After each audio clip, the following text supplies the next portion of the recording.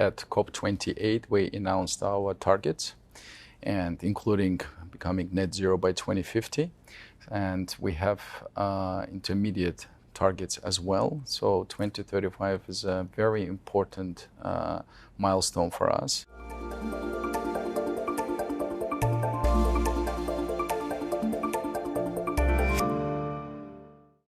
Hello and welcome back to Energy Frontiers, and in this episode we explore the inner workings of Azerbaijan's state energy giant SOCAR amidst shifting market dynamics. We'll hear from the company's vice-president Afgan Isayev about the path from fossil fuels to a more diversified energy future. But first, here's a quick overview of how SOCAR's story started. In 1992, SOCAR was founded as Azerbaijan's national oil and gas company. Just 2 years later, and establishing a new pathway for foreign investment and energy diplomacy, SOCAR signed a groundbreaking production sharing agreement dubbed the Contract of the Century with 11 international oil majors. By 2006, the Baku-Tbilisi-Ceyhan pipeline was online, marking a new era of exports to the Mediterranean. And in the years that followed, SOCAR expanded its presence further to countries like Romania and Switzerland, whilst deepening regional ties with the launch of the Star refinery in Turkey by 2018. And in 2020, the Southern Gas Corridor began delivering Caspian gas to Europe. In recent times, SOCAR has voiced its long-term commitment to energy security, diversification and innovation. But as the global energy landscape shifts, how is it redefining its role to lead on decarbonisation and sustainable growth? I'm delighted to say I'm joined now in studio by Afgan Isayev, the Vice President of SOCAR. It's wonderful to see you. Thank you for being here today. It's a great pleasure to be here. Thank you for inviting me. Let me start by asking you about 2035. It's going to be a pivotal year for SOCAR because you have this marked as a transitional time to move from a hydrocarbon giant to a low-carbon energy player. Talk to me about some of the operational, technical, even financial challenges that stand in your way to reaching that milestone. By 2035, we will have become a national energy company, and as you rightfully mentioned, not hydrocarbon company, but with a balanced portfolio. One of the major challenges that we face when it comes to actually development of the renewable energy sources here in Azerbaijan, the projects, is the limitations of the grid to intake the intermittent sources of energy. And that's why we need additional balancing power via the CCGTs, for example. We need battery energy storage solutions or combination of both. The second challenge that we face, of course, is the lack of access to open seas.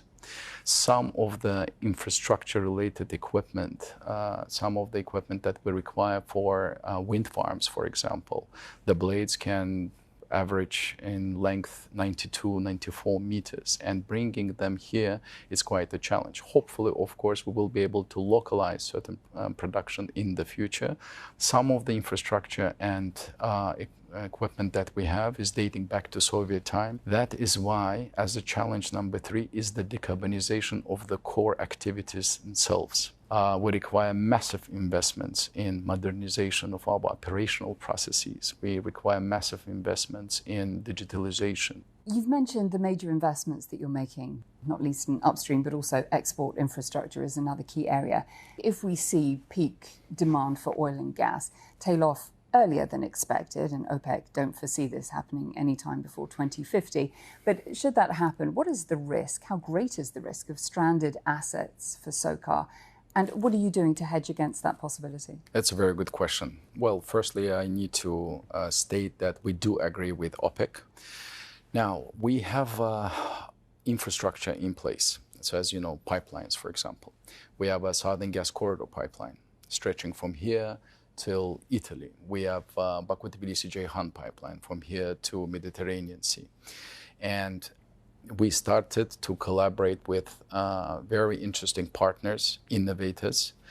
For example, we're looking at low carbon fuels, biomethane generation, for example. Number 2, we're looking at sustainable aviation fuels. Number 3, we're looking at synthetic methane. In addition to that, let's look at our petrochemical production. Whatever you touch has hydrocarbons in it. That is why we're more than confident that demand for petrochemicals will not subside. Long-term offtake agreements are pivotal, critical to SOCAR's revenue security.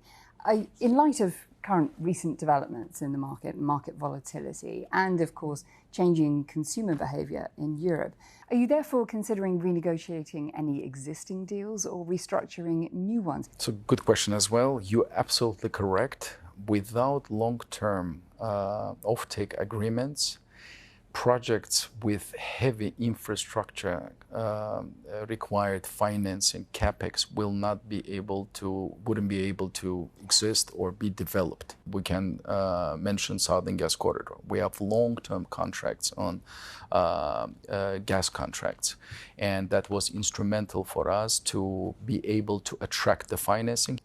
Yes, of course, sometimes there are, based on the market dynamics, based on the type of the projects that you are in, you may be willing to sign the short-term or spot agreements. But at this stage, we're not in the process of renegotiating any contracts, offtake contracts. Can you give me any indication as to an IPO? Is it on the cards? Is it being discussed? Are we likely to have an announcement anytime soon? Very interesting question. To the best of my knowledge, no. However, we do divest certain assets. Like, for example, last year we sold 5% in Shah Deniz to MVM Energy Company, one of the global players in the energy market. As a second example, when it comes to divestment, we have Absheron gas field where SOCAR and Total Energy were the shareholders. So in 2023, Total and SOCAR divested certain parts to Abu Dhabi National Oil Company. Divestments are one thing, but bolt-ons and acquisitions are another. You've been acquisitive in recent times. Is there anything else in the pipeline?